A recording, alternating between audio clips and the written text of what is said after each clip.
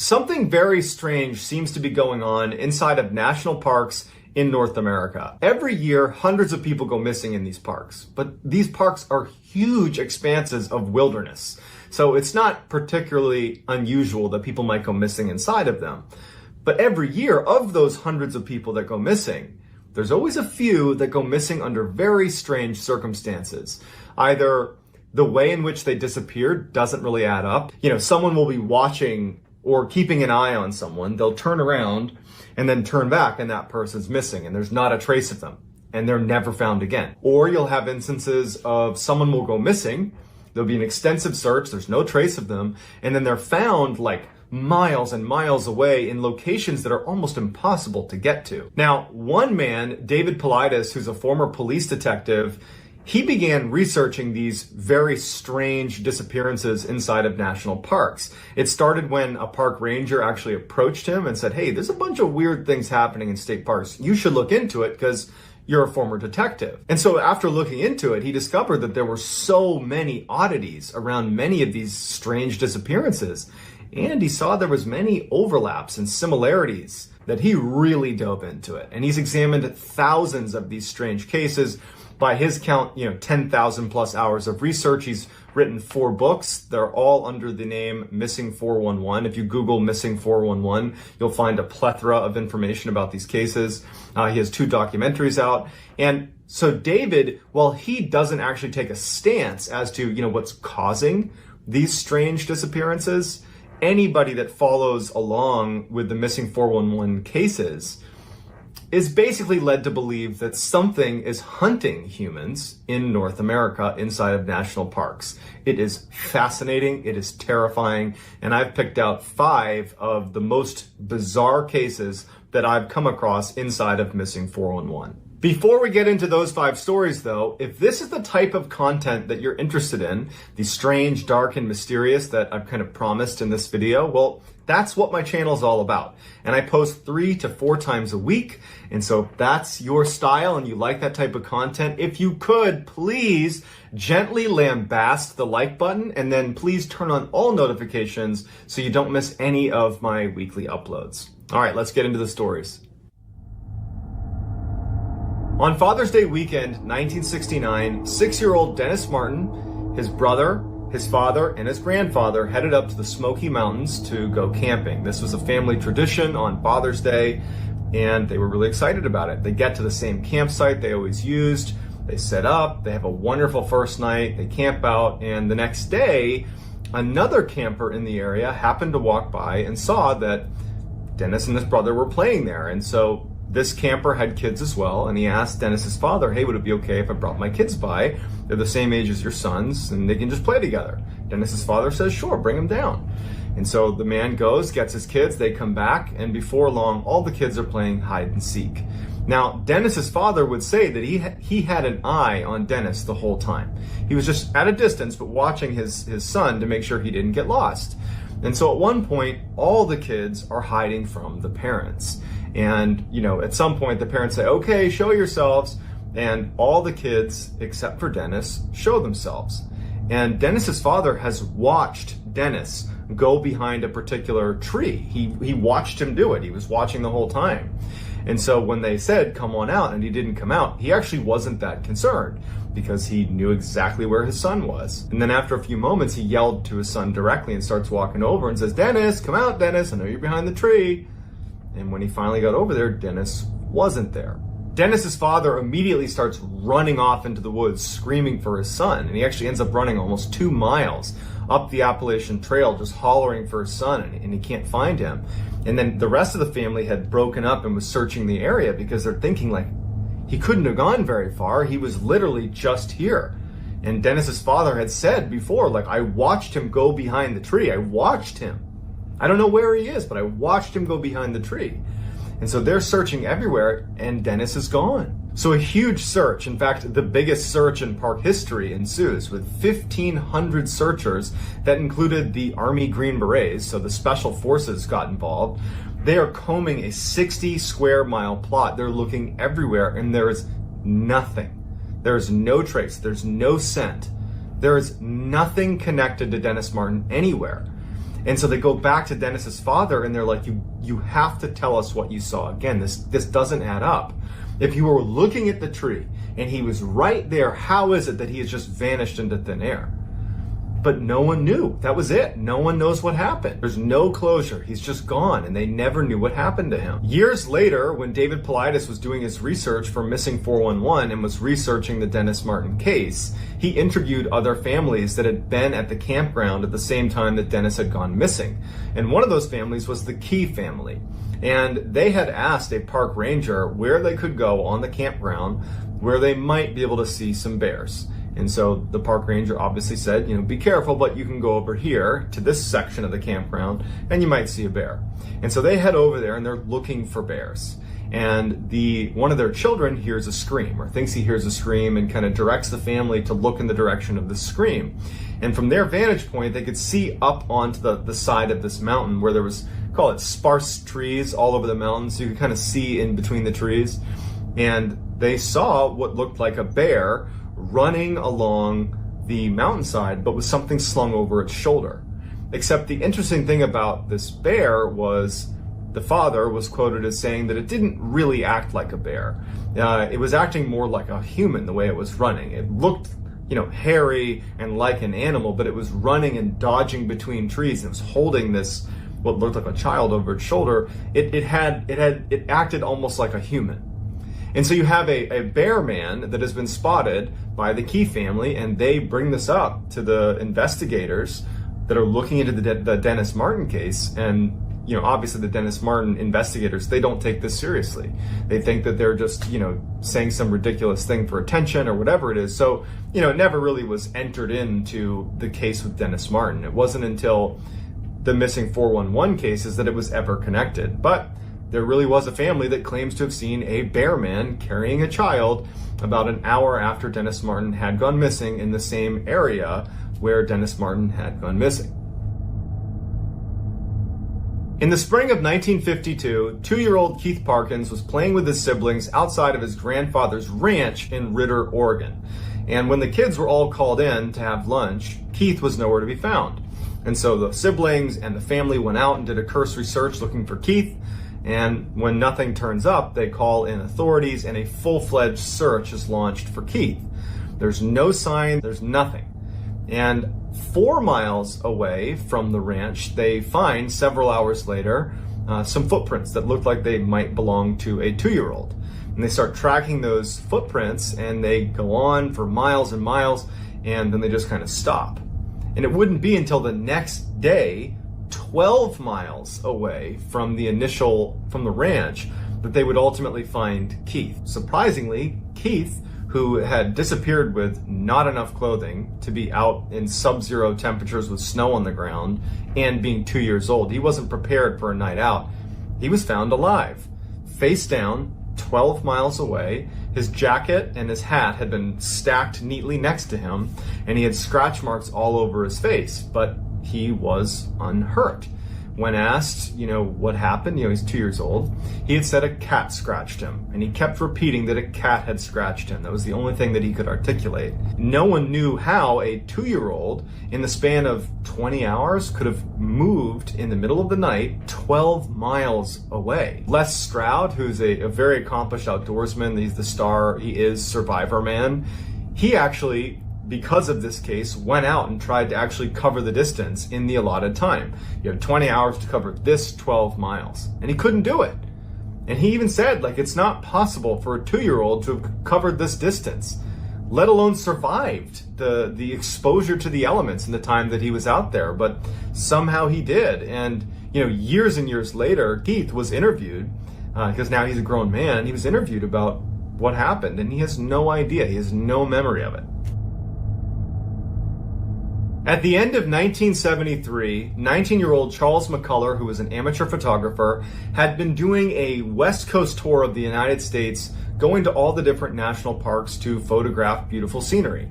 And by January of 1974, he was in Oregon and wanted to go to Crater Lake, where he wanted to take pictures of Crater Lake. So he asked his friend, who had an all-terrain vehicle, to take him out to Crater Lake, because his van, which was this VW beat up old van, it couldn't have made it out that far.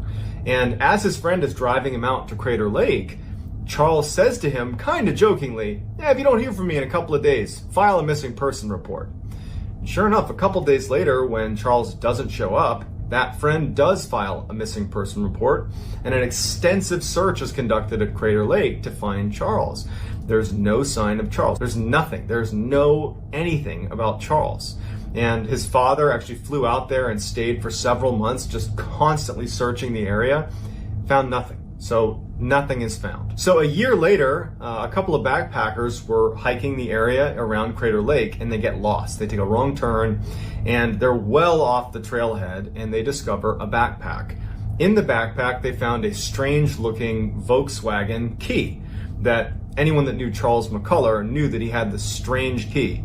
And so when they found it, it was a distinctive key. And so when they gave it to police, it turned out that it was Charles McCullough's backpack. So investigators went out and started looking in the area that this backpack was found, which was 12 miles off the trailhead. So this is well off the trailhead. And near the backpack, they find what remained of Charles McCullough. So they found his pants unbuttoned and on a log, as if he was sitting on the log and then just disappeared into the ground, but his pants were still there. Sticking out of the pants were his socks, no shoes, and in the socks were his feet bones. There was no jacket, there was no upper portion of his skeleton. 12 feet away, they find a portion of his skull, and that is the last thing they find of Charles McCullough. And ultimately, it was determined that he died of natural causes. His family was not prepared to accept that. However, when you look at some of the circumstances, we have, he's missing his jacket, he's missing his boots, he's missing his photography equipment, his head is detached from his body. He was also 12 miles off the trailhead. And when he went missing, there had been approximately 5 to 7 feet of snow that had dumped in the area. So how did he move 12 miles off the trailhead in 7 feet of snow, especially when you consider he was not an outdoorsy type. And even when he got dropped off by his friend that drove him out there, he even said later on that he felt like Charles was very ill-equipped for the environment he was going into. But at the end of the day, it was left as, sorry, he went missing and he died of natural causes, and that was that. Bart Schleyer was a famous outdoorsman and hunter. He was just one of those people that you could drop into any environment and he's not only going to survive, he's going to thrive. A testament to that would be he spent months in Siberia tracking and catching Siberian tigers. He was like a world-renowned tiger tracker. He's just like this super rugged, super competent outdoorsman. In September of 2004, Bart books a float plane to take him 175 miles north into the Yukon Territory in Canada for him to go hunt moose on his own for 3 weeks. He had all the right equipment, he was obviously extremely capable, and no one thought twice about it. When he got dropped off, he told the pilot, "Meet me back here in 3 weeks."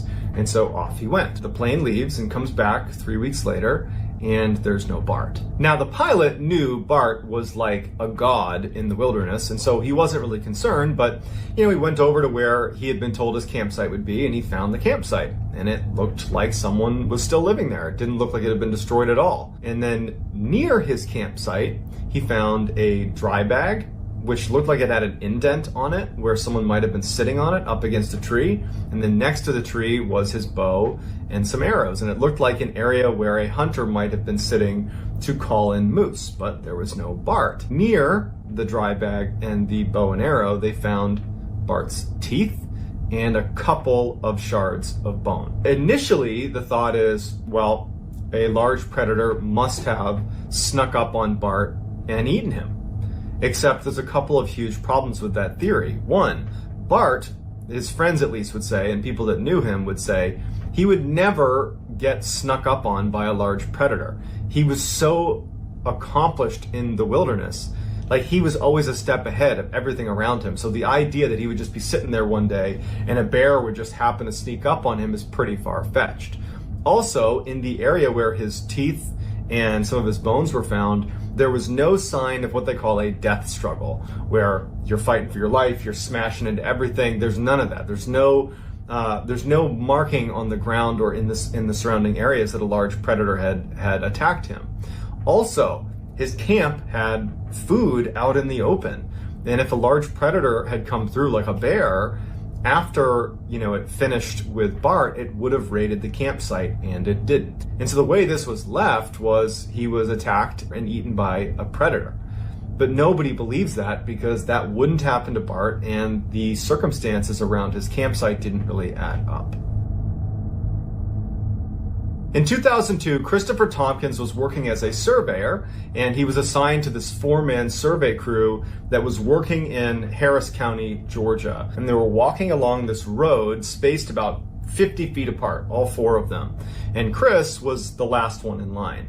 And the third one in line would later tell investigators and police that as they were walking along the road, he would periodically turn around to just, for a quick second, make sure Chris was still there. And as they're walking along with no sound or any indication that anything's happened, he turned around, saw Chris, kept walking. A few minutes later, turned around, and Chris is gone. The third guy hails the other 2, and they go, and they're like, where did Chris go?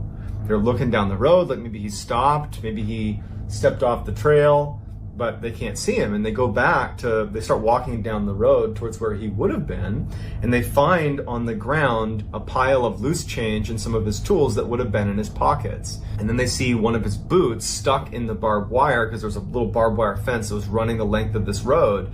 One of his boots was stuck in the barbed wire, and there was nothing else. They search the area, they're looking everywhere, there's no sign of him. And it didn't make any sense to the people in this survey crew, especially the guy who was third in line, who was like, I literally saw him a minute ago. And there's no way he could have gotten away without me hearing or seeing some indication of where he was. But there was no sign of him, and he was gone. So after this huge investigation, they don't find any sign of him. And that's it. They're just like, yeah, he's gone. They did find, 9 months later, they found his other boot near a swamp 900 yards away, but it didn't provide any more clarity into what happened to him. However, if you look at the pile of loose change and things that were in his pockets that were on the road, it indicates that at some point he may have been turned upside down. And if you think about the entirety of all of these strange stories where the idea being someone could be hunting humans, just picture in your head Chris Tompkins walking along and something flipping him upside down, dumping the contents out, and then being gone in a matter of a minute where no one can see where they went. These 5 stories are just a fraction of the literal thousands of others that are covered in the Missing 411 series. And while many people believe that all of the cases in Missing 411 and any others that ultimately are considered strange inside of these national parks have a rational explanation, even if we don't know what it is. Whereas another group believes that this Missing 411 phenomenon is an indication that something is hunting humans in the national parks across North America. Some say Bigfoot, some say aliens, some say something else. But paranormal is certainly the other camp in terms of trying to explain away what these strange disappearances are from or what's causing them. Whether or not we ever find a definitive conclusion remains to be seen, but I would love to hear what you think is going on inside of these strange cases of Missing 411, whether it's a rational explanation or maybe something paranormal or some other option. But I'd love to hear what you have to say in the comments.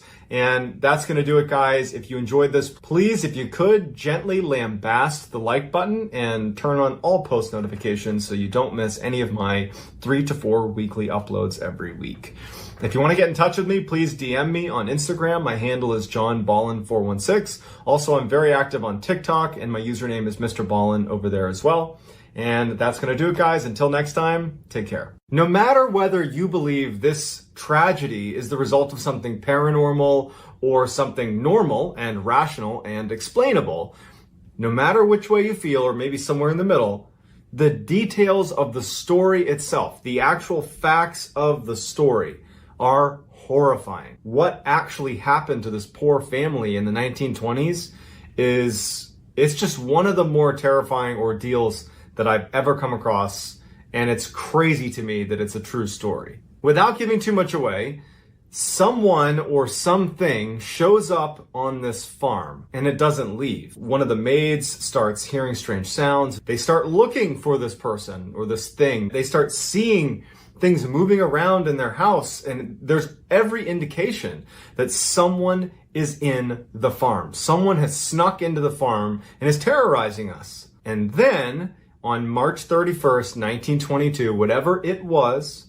finally attacks. This is the story of the Hinterkaifeck murders. Before we get into today's story, if you're a fan of the dark, strange, and mysterious delivered in story format, well then my channel is the one for you. That is literally all I do on this channel, and I upload 3 to 4 times every week. So if that is of interest to you, I would ask you to gently 360 no-scope the like button, subscribe, and turn on all post notifications so you don't miss any of my weekly uploads. All right, let's dive in. Back in the 1920s, there was a farmstead called Hinterkaifeck Farm that was located in southern Germany in a very rural, isolated, heavily forested area. So the occupants of the farm were the live-in maid and the Gruber family. The Gruber family was Andreas, his wife Azelia, their daughter Victoria, and Victoria's 2 children, Josef and Azelia as well. And everything was going fine for the Gruber family and for their farm until the winter of 1921, when some very strange things started happening on their property. The first one to notice strange things happening around their property was their live-in maid. She spent the majority of her time in the main house, and she was alone a lot of the time.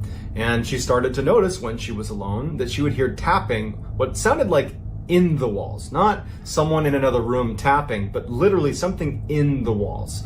And she would go up and she would listen, and it would still be tapping, but she couldn't make sense of it.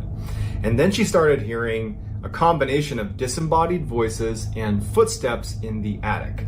And when she started hearing those footsteps and voices coming from the attic, she ran and told Andreas to say, hey, someone's in your attic. Andreas would go up. Even though he was skeptical, he'd go up to the attic and he would look, and not only is no one there, but it was this totally open space up there. There wasn't really anywhere to hide. There was no one up there, and there was no sign of anybody having been up there. There was no food. There was nothing. And so over the course of several weeks, the live-in maid kept saying that at night she'd be laying in bed and she would hear footsteps and voices from the attic. She'd hear tapping in the walls. She would tell Andreas, and then Andreas, he'd be frustrated with her because he didn't really believe her, and he'd go charging up into the attic and nothing would be there.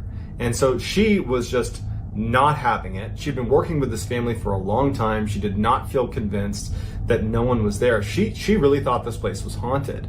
And so she ultimately tells the Gruber family, like, I'm sorry, but I can't stay here another night. Whenever I'm here, I feel like I'm being watched. And at night, I can't sleep because of the footsteps in the attic and these voices. I know you've checked, but I can't be here anymore. And so she quits. And it really catches the Gruber family by surprise because they rely on her help. And so they're kind of thrown for a loop because they have to replace her. And so she leaves, and now they need to go find a replacement. Over the following 6 months, they would not find a replacement, and it would create an increased workload for basically everybody on the farm, which led to a higher stress level. Everybody's kind of on edge. You know, the departure of the live-in maid was a really big deal. And so you got to put that in perspective as you hear what happens over the next 6 months. At first, after the live-in maid had left, no one reported hearing any strange sounds around the house. You know, they were so busy that they didn't even have time to consider if there was any sounds in the house that they didn't recognize. But eventually, Andreas would later admit that he started hearing the tapping sounds and the footsteps in the attic and the disembodied voices, and no one's there. And so now he's becoming paranoid, and he shared his paranoia with the rest of the family, who's now also hearing these sounds and these disembodied voices and the footsteps, and despite checking and now searching the whole property. Like, they've begun to actually do a full-blown investigation. Everyone's just stressed. They don't know what it's coming from. They're mad at each other for becoming paranoid. And so they just continue on with work and try to put it out of their mind that they're hearing these strange sounds. But the activity in the house would only intensify. What was initially just strange tapping sounds and what they thought were disembodied voices turned into things going missing around the house. Most notably, a set of their house keys went missing. And there's only so many people there. There's really not a good answer as to why they might go missing, and they only have a couple sets It's a big deal to lose a set of keys, and they went missing and they couldn't find them. Once the keys went missing, the family couldn't stop thinking about the strange sounds in their house and wondering if there really was someone hiding in their house. And it was terrifying. And then when young Azalea, one of the grandchildren, suddenly went missing one night, the whole family is in full panic. They go out looking everywhere for her. They're yelling in the forest. They can't find her. And then finally they find her, and she has no idea how she got out, where she went, and what even happened. She just was like, I don't know why I'm here. I don't know how I got out. She was exhausted. She was confused. They brought her back to the house, and they're trying to get her to explain why you were doing that. She can't. They go back inside, and sitting on the table is a newspaper that Andreas didn't subscribe to. No one in the family had brought. No one even in the area, it would turn out, subscribed to this particular kind of obscure newspaper, and it's just sitting in their house. A couple days after that, they noticed that someone had clearly tried to break into their tool shed, which had loads of tools in there, very expensive. There was a lock on the outside, and there was very deep gashes into the metal. It looked like someone had been, hacking away at the lock to try to break it open. But, they're living in a very isolated part of Germany where there isn't much ambient sound.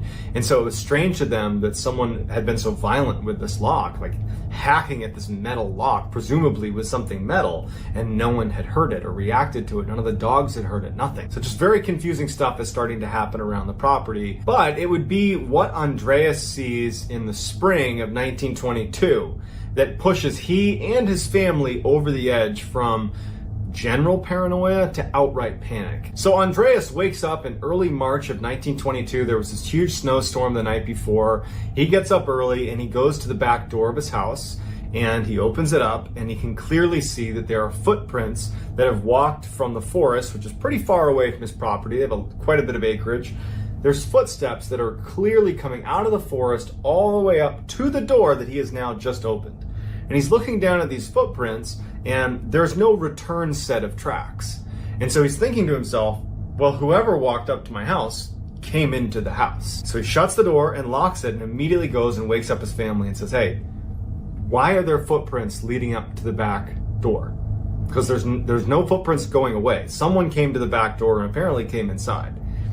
His wife, his daughter, the grandkids, no one has a clue. The maid, nobody knows. They say, hey, we've been asleep. We have no idea. So now Andreas, he's obviously thinking about the strangeness that's happened in his house over the past couple of months. And so he's worried. So he opens the door back up and he looks and he's studying these footprints and he's like, I just don't get it. You have to turn around and walk back. Otherwise you're here. You're at the house. He shuts the door and he walks around his house. He looks at all of the different exits to his house. So he looks to see if there's exiting footprints, which is scaring him thinking about it, which means someone would have come into the house and jumped out a window or gone out another door, but he's just checking. And as soon as he makes sure there's no other footprints, he does a scan of his entire house. Because now he's convinced that someone's in his house. He goes to the attic. He goes all around. He's yelling. He's looking everywhere. There's nothing. There's no one in the house. The family's concerned, but there's no one in the house. So he keeps everything locked. And he goes outside and he starts tracking these footprints back to where they came from. And he walks all the way to the forest, and they just kind of stop abruptly. Like they just started kind of magically at the edge of the tree line and walked right up to his house, but there's no clear origination besides it's just in the forest somewhere. And there's also no clear sense of what happened once they arrived at the door. So after doing one more loop around his property, he goes in the barn, he goes in the shed, he goes back in his house, he's checking the attic, he's looking everywhere, and he can't find any indication that some stranger is here. He finally decides that he's going to tell someone about what's been happening at his property. And so they did have a neighbor, Lorenz Schlittenbauer, who was his closest neighbor, who was not really that close, but a couple hundred yards away. And he goes over and he tells Lorenz everything. I've been hearing sounds. My maid quit because she was hearing sounds. We looked in the attic. We couldn't find anything. Then we started hearing sounds. The keys go missing. There's this newspaper in my house. My granddaughter's running out in the middle of the night. She's disappearing. She doesn't know what's going on. These footprints. I can't make sense of it. And so Lorenz, also not knowing what to make of it, suggests hey, I have extra weapons. You want to take an extra rifle and arm yourself, protect yourself? And Andreas just says, you know what? No, I'm good. I'm going to pass on the rifle. I'm probably overreacting anyways, and I'm sure we're just fine.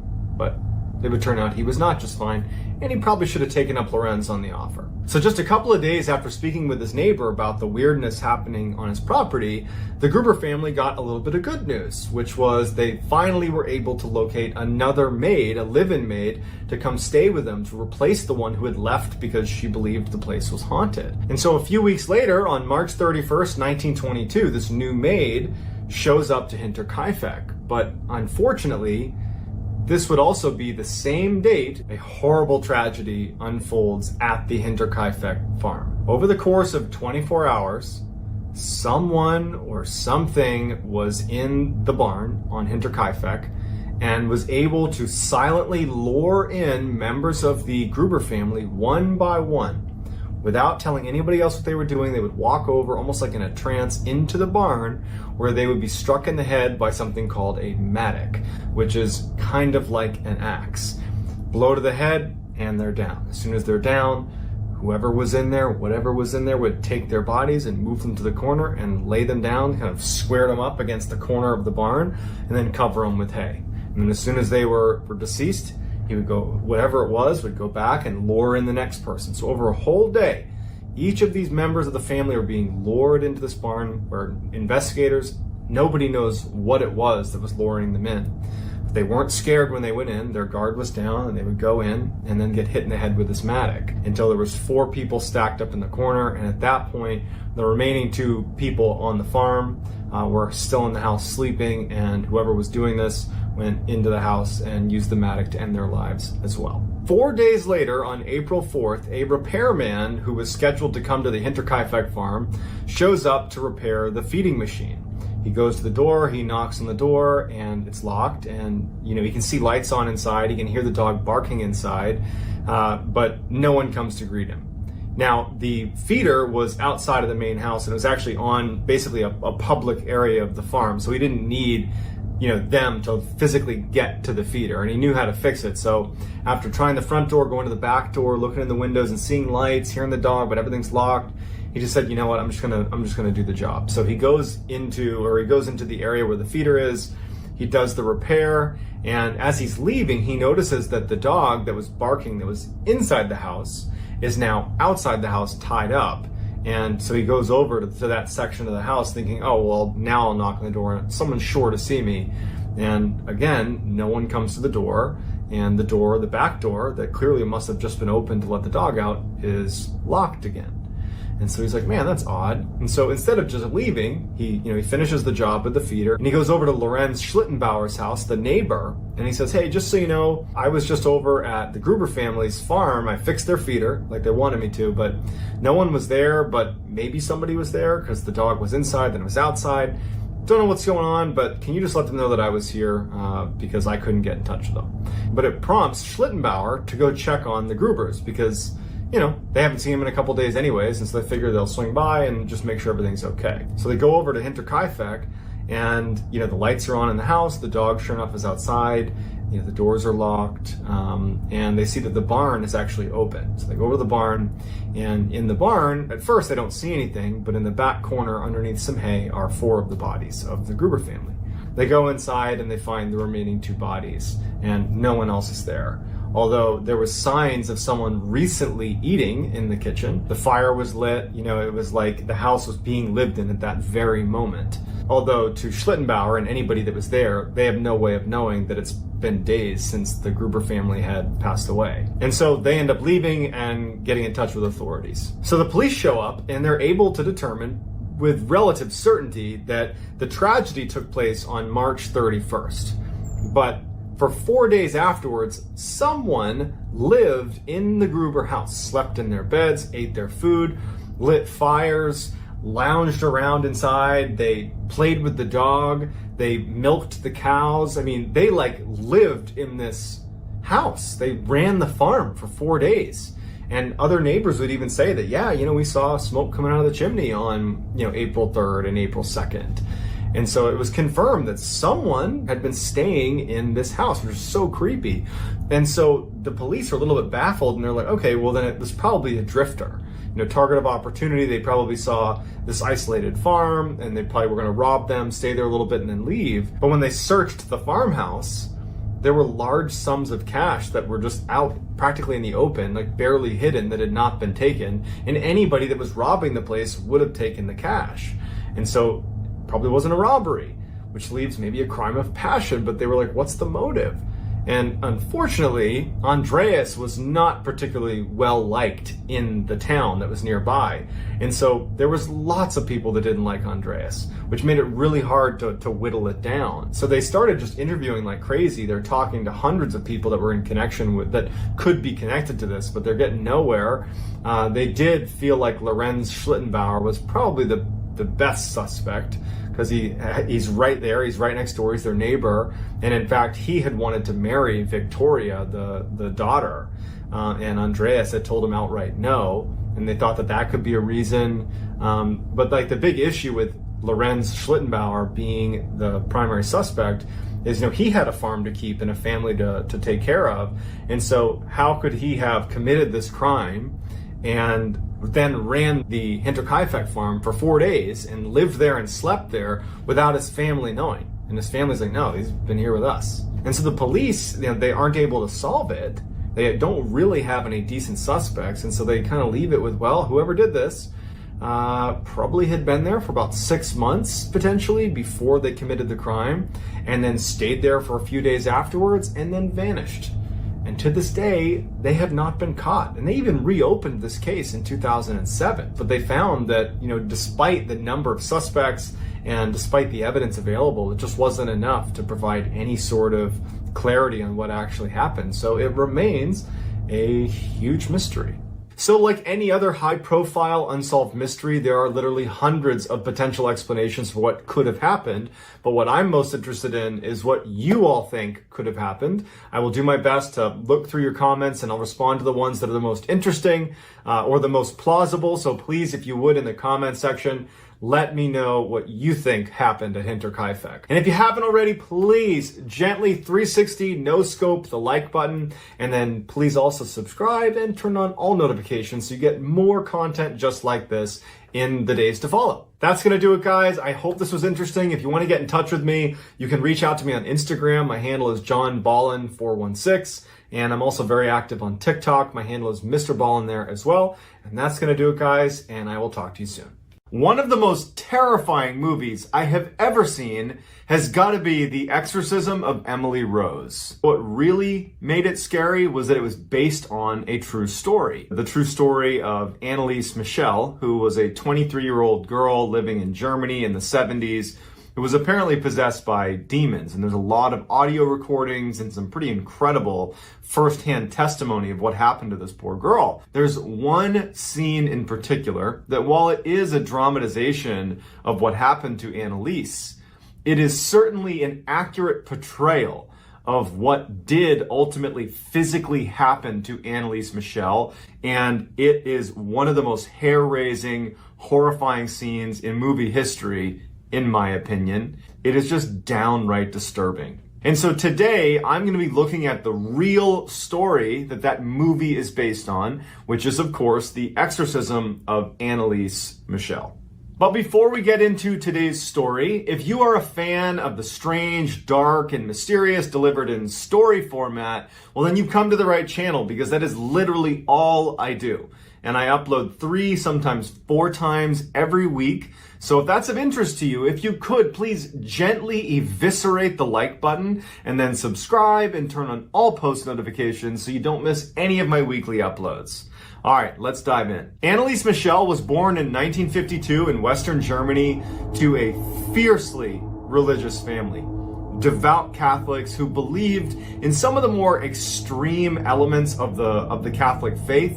Now, one of the things that they believed in and certainly pushed on to Anneliese and her siblings was this idea that sin could not be atoned on your own. It would require other people effectively sacrificing on your behalf for you to be absolved of your sin. And so Anneliese and her siblings would be instructed by her parents to, at times in the winter, sleep on the hardwood floor in order to repent for sinners that can't repent for their sins on their own. And so she'd be laying on the floor in the middle of the winter, thinking that what she was doing was saving other people from their own sin. In 1969, Annalise would have her first seizure. She was at school, she suddenly started seizing up and convulsing, and her classmates would later tell investigators and her family that it was almost like she'd entered into a trance-like state while she was having this seizure. And then as soon as the seizure had ended and she was done convulsing, she snapped out of the trance-like state. It wasn't until a year later when Annalise had another seizure in the middle of the night. She had this convulsion and her parents come in and she's in this trance-like state and she's wet the bed and then she snaps out of it and she doesn't know what happened. It wasn't until this second seizure that the family actually sought medical attention. They actually went to a neurologist. That neurologist would tell Annalise and her family that what she was suffering from was something called temporal lobe epilepsy, where, amongst a litany of horrible side effects, a few of the more significant ones are serious auditory and visual hallucinations, a loss of awareness, and intense mental state. So Annalise was prescribed medication by this neurologist to try to combat this temporal lobe epilepsy, but it didn't seem to do anything. And in fact, her seizures and convulsions and this trance-like state she would go into during the seizures, it only persisted and intensified. And it got to a point where Annalise and her family believed the best thing for her to do would be to go to a psychiatric hospital where the staff there was better equipped to handle what was happening to her.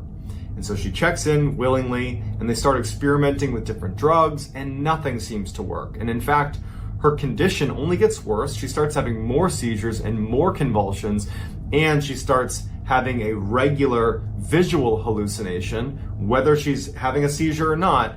Everywhere she looked, if she looked at anybody in the face, their face would become demonic. Like it would be a demon's face that would look at her and say, "You're going to rot in hell." And so she began not being able to look at people in the face, and she would tell the nurses and doctors, like with her head down, about these demon faces she was seeing. And it was the first time she began espousing this idea that she was in fact possessed by demons. In fact, 6 demons by her count. When she passed on that information to her family that she believed she was possessed, she and her family believed that the psychiatric hospital was not enough, and in fact, modern medicine was really not enough to handle what was happening to her, that they would need to search for help outside of medicine, and so they turned to the Catholic Church. Initially, all the clergy that Annalise and her family approached to try to help her with the situation rejected her request, and they said, "You need to seek medical attention. This is not something we can help you with." Not knowing where to turn, her family is kind of at a loss. At the same time, Annalise's condition really nosedives. I mean, it was already pretty bad. It gets a lot worse. She began doing 400 plus squats every day, like compulsively doing squats. Then she began going under the table periodically and not coming out for 2 days, barking like a dog the entire time without sleeping. She began going to corners of the house and finding spiders and eating them off the ground. She would scurry over to the fireplace and pull coal out of the fireplace and eat the coal. I mean, she was really losing it. Finally, the family located a priest named Ernst Alt, who believed she was possessed and that she was not epileptic, and he was willing to petition the local bishop to allow the Catholic Church to perform an exorcism. And so that bishop granted permission for a local priest, Arnold Renz, to perform an exorcism with the full endorsement of the Catholic Church. Over the next 10 months, Renz would conduct 67 exorcisms of Annalise. And through these exorcisms, Annalise would reveal that she was being possessed by 6 demons: Lucifer, Cain, Judas, Nero, Fleischmann, and Adolf Hitler. And so all of these voices, these demonic voices that were coming out of Annalise, they were picked up on audio recording during the exorcisms. And in the movie, The Exorcism of Emily Rose, the most iconic scene in the movie is the demon scene where they show off these voices coming out of, in the movie it's Emily Rose, but it's supposed to represent Annalise Michel. And they do a fantastic job showing what that might have looked like during the exorcism. So take a look. Give me your name, demon! Names! Names! Moderator Army of Shashika! You Ancient serpents. devil in the flesh!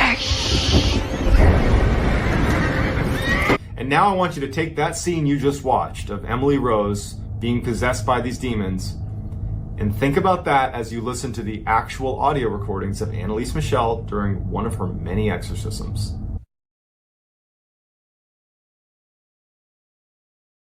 Ja, ich will auch für die anderen leiden, damit die nicht in die Hölle kommen und so. Aber dass das dann so schlimm ist und so grausam und so furchtbar, nee.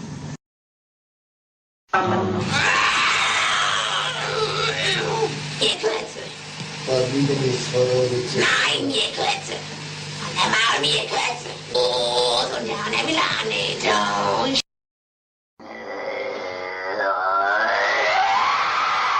Kind Gottes. ich hab ein Maul erschlagen.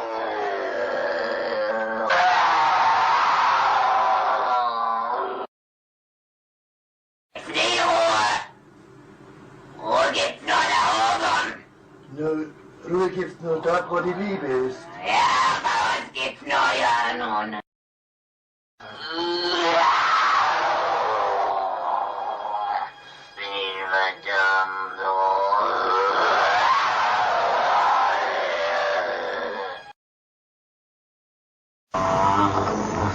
Die müssen in eigenen Seminaren ausgebildet werden, die dürfen nicht auf die anderen Universitäten.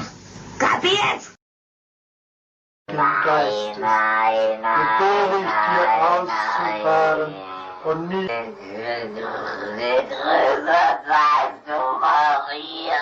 Initially, the exorcisms seemed to make things better for Anneliese. She got to a place where the seizures and convulsions and trance-like states and odd behavior were so few and far between that she actually re-enrolled in university and was even able to attend church, but it didn't last. In the spring of 1976, Anneliese's convulsions and seizures and odd behavior came back tenfold, and she began becoming violent with her family members to where they couldn't even be around her without being attacked by her. But when she was left on her own, she would harm herself. She stopped eating, saying that the demons were not allowing her to eat, and all day long she would stand up and then drop to her knees to pray, and then get back up and drop to her knees to pray, breaking both her kneecaps and tearing the tendons in her knees, which seemingly did not faze her. But still, her family believed that what she needed was religious intervention, not medical intervention. Also, Anneliese felt the same way, but some might say that she was not in a position to make that decision, that she had lost her ability to make that decision. But either way, they continued with the exorcisms. The final exorcism of Anneliese took place on June 30th, 1976. And while Anneliese did submit willingly to this exorcism, she was incredibly frail. She weighed under 100 pounds. And by the following morning, on July 1st, 1976, she had passed away due to dehydration and malnutrition. She was only 23 years old. After her death, Anneliese's story was so sensational that it grabbed headlines all over Germany, and people were clamoring to learn more about how this could happen. That she was, apparently possessed and then died after all these exorcisms. Why wasn't there medical intervention? There was so many questions. And so ultimately what happened is her parents were charged with negligent homicide, but were actually not given a jail sentence because at the time in Germany, they ruled that the parents had already suffered enough, so they did not serve any jail time. And there were two priests, one of them being Renz, who were charged with negligent manslaughter, and they were sentenced to 6 months in jail. That was later suspended. To this day, people are absolutely split down the middle about what actually happened to Anneliese Michel. Was it possession, or was it, like the neurologist said, a form of epilepsy, or was it something else? And furthermore, was psychiatric treatment or was modern medicine doing enough to help her? Or were they failing just as much as the exorcisms ultimately failed? It's a question that to this day people are really unsure how to answer. Her gravesite has become sort of like a monument for many churches around Europe. They will go and basically make the pilgrimage to her gravesite to pay their respects to a girl that they believe in some way died for their sins. So what do you think this was? Was this demonic possession, or was this epilepsy? Or was it something else? And how do you think they should have treated this case? I mean, obviously the medication she was on was not making it any better, but at the same time, the exorcisms didn't seem to do much better either. So how do you treat something like this? Let me know in the comments what you think, and I'll do my best to respond to as many as I possibly can. All right, that's gonna do it, guys. If you were interested in this story and like this type of content, if you would please gently eviscerate the like button and then subscribe to this channel and turn on all post notifications so you can get the 3 to 4 weekly uploads that happen on this channel every week. If you want to get in touch with me, you can hit me up on Instagram. My handle is JohnBallen416. I'm also very active on TikTok, where my handle is MrBallen as well. That's going to do it, guys. Until next time, see ya. There's a good reason why so many movies that are designed to be scary are set in the woods. Really, the woods at night. And if you go even further, most of them are like a cabin in the woods at night, right? It's because being in the woods at night, as human beings, checks a lot of fear boxes. You have the isolation factor. You're far away from society. That scares us. We don't want to be isolated.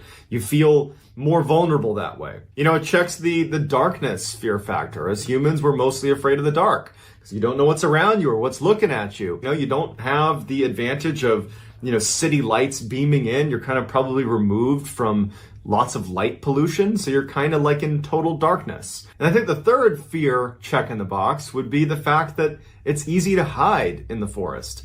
You don't know what's watching you because there's trees everywhere. You have animals, predators potentially, or even predatory humans that could be hiding at every turn. Hollywood has picked up on that and made bunches of movies of, the whole cabin in the woods trope where somebody's isolated and scared in the woods because it works. It's something that we are afraid of. And so today's story starts off a lot like all the other kind of cliche cabin in the woods scary stories, but this one, it's different.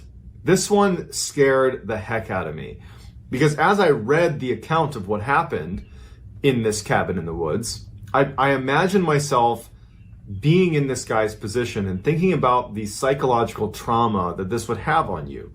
And I've actually had a literal cabin in the woods scary experience, and you can check it out. It's one of my top videos on my YouTube channel. It's What I Saw in My Room Still Haunts Me. You can check it out. It's my own cabin in the woods story. But having been through something like that, I was able to put myself in this guy's position, and this story terrifies me. So as you're listening to today's story, try to put yourself in this guy's position and think to yourself, what would you have done? But before we get into today's story, if this type of content appeals to you, the kind of strange, dark, and mysterious that I'm going to deliver to you in a story format, if that's kind of your thing, I would ask you to please gently obliterate the like button and then subscribe to my channel and turn on all post notifications so you don't miss any of these strange, dark, and mysterious uploads that I do every week.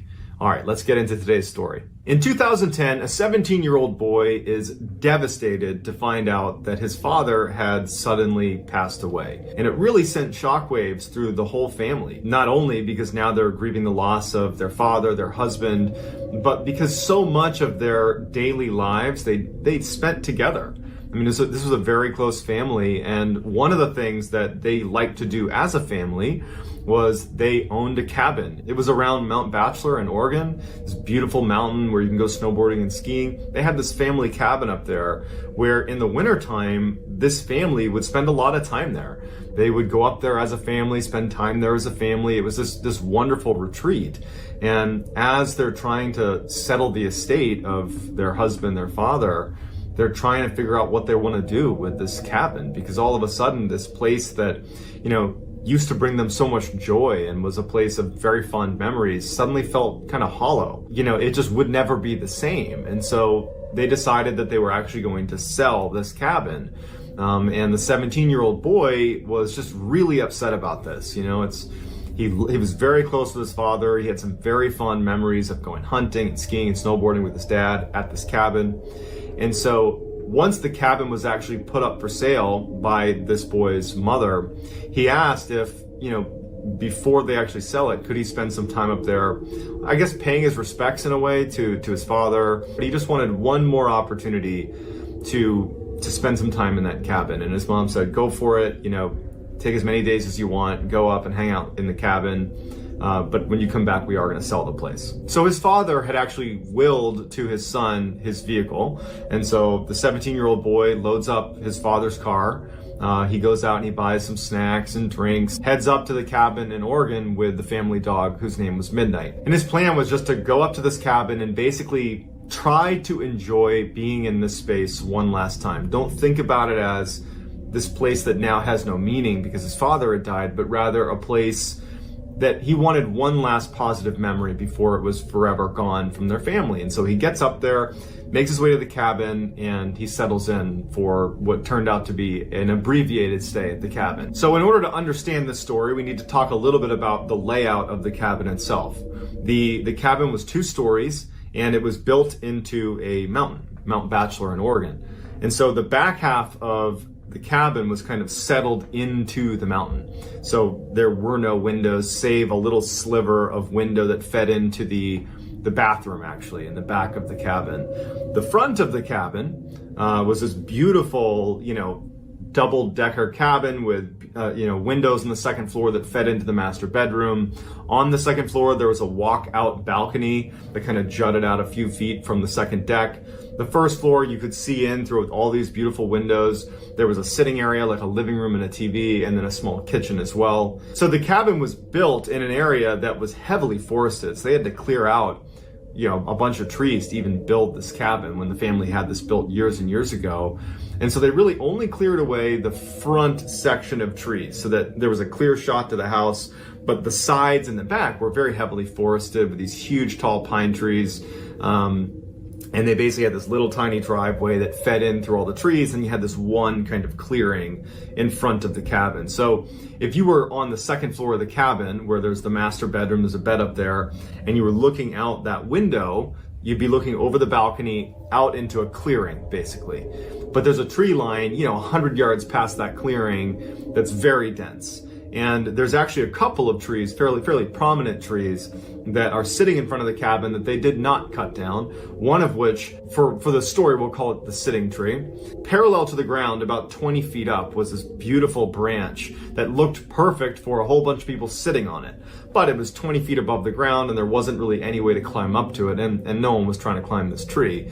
But there's this tree that basically has a seat, if you will, like the branch is like a seat that is looking directly into the cabin. And that's going to matter later in the story. So clearing in front of the cabin with this one kind of sitting tree, and then a very dense forest 360 degrees beyond, that one clearing. So when the 17-year-old gets to the cabin, he goes inside, he puts his drinks in the fridge, puts his snacks on the counter, he hooks up his PlayStation to the TV, and he's just like having a great time. His dog Midnight is roaming around, enjoying being at the cabin, and he's having a great time. And over the course of the first 2 days that he was there, it was everything he hoped it would be. It was like he was bonding with his father one last time. It was a peaceful time that he was there. He was happy to be there, and he was just enjoying himself, eating snacks and playing video games for a couple of days. He actually left a couple times to go snowboarding too.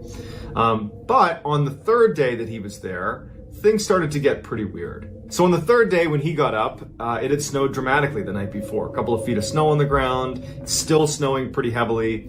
And he's like, I just don't feel like brushing off my car and trying to go to the store or go to the slopes to go snowboarding. I'm just going to basically be shut in for the day. And he was excited about it. He's like, great, me and my dog Midnight can bomb around the inside and play some more video games and eat some more snacks and do whatever. Midday that day, Midnight needed to pee, so he went outside with Midnight and let Midnight run around and go to the bathroom.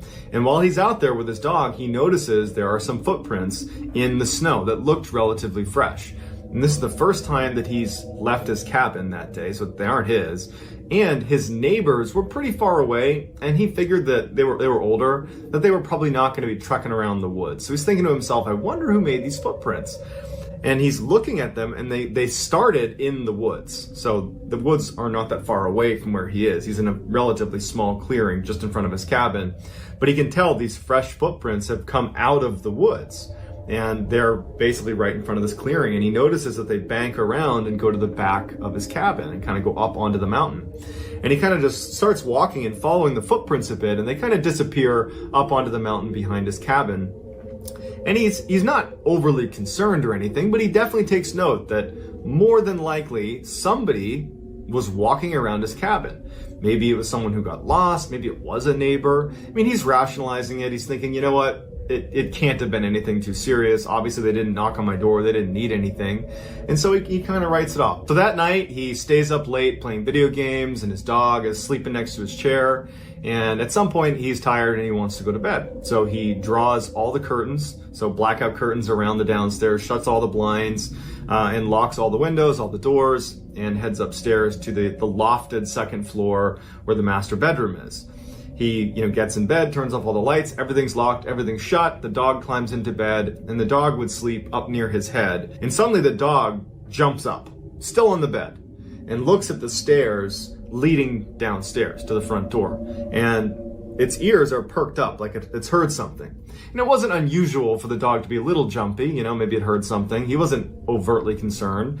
But when midnight, the dog jumps off the bed and sprints downstairs after having this sudden alertness. And he's listening. Now he is a little bit worried. He's thinking, well, I saw footsteps yesterday walking around my cabin, and now it's the middle of the night and my dog is downstairs acting like it's heard something. And he hears the dog, Midnight, pacing around the downstairs, like back and forth, back and forth, back and forth. Every indication is the dog wants to go outside. That's the noises that he's picking up that signal from the dog. And so finally, even though he's feeling a little bit unnerved by this, he decides to go down and see what Midnight wants. And so Midnight is by the door, ears perked up, very eager to go outside. It's pacing, and he thinks, you know what, she just needs to go to the bathroom. And so he opens the door with Midnight and he goes outside and he expects his dog to pee. But Midnight doesn't need to pee. Midnight starts kind of stalking around the corner and looking out across the clearing towards the sitting tree in that direction. And it just stops. And it's looking at something very intently, as if it spotted an animal or something in the woods.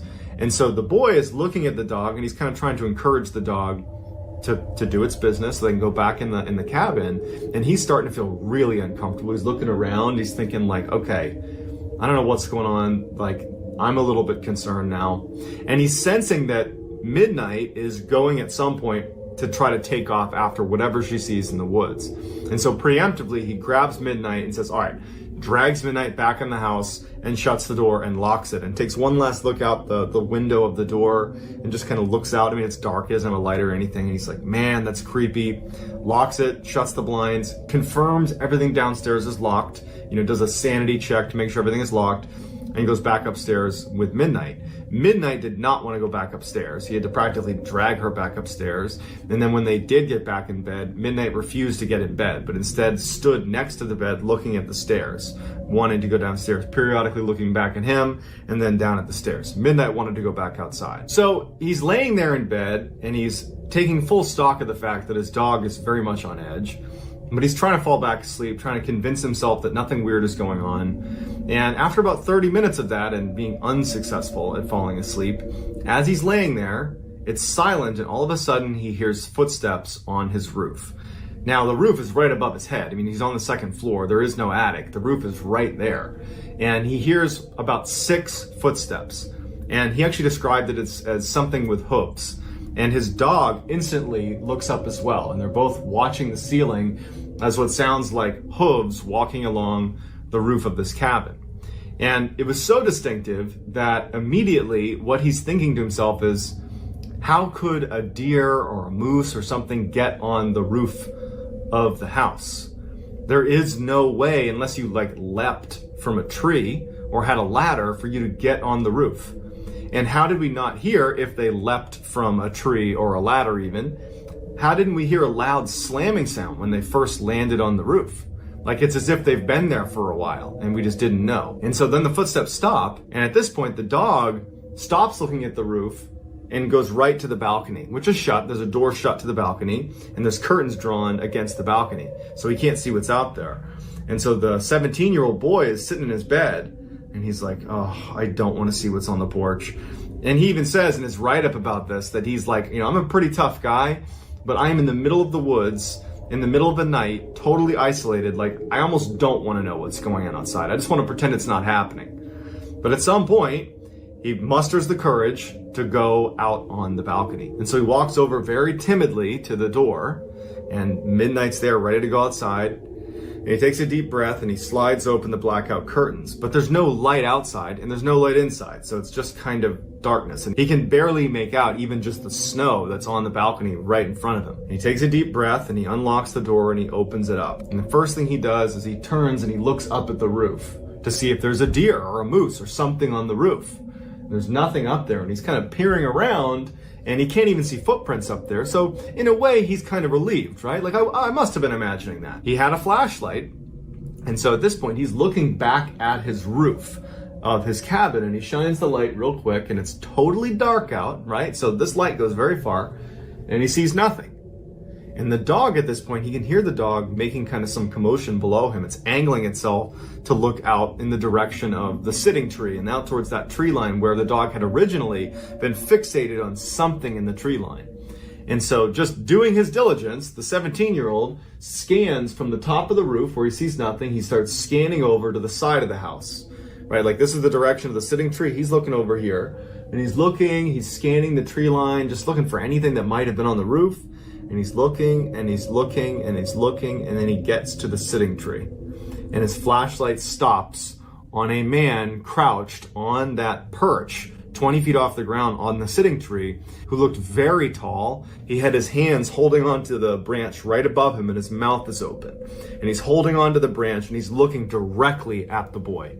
Unblinking, 100% focused on him. He's less than 50 yards away from him at this point.